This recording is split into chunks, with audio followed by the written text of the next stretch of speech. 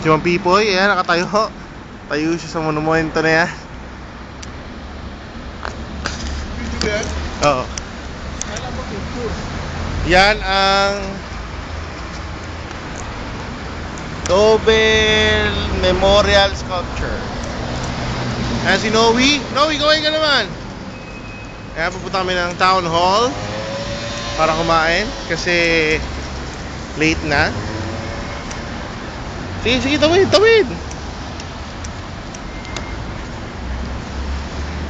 Kasi dito kapag nakatapa ka na ng pedestrian, hihinto na yung mga sasakyan.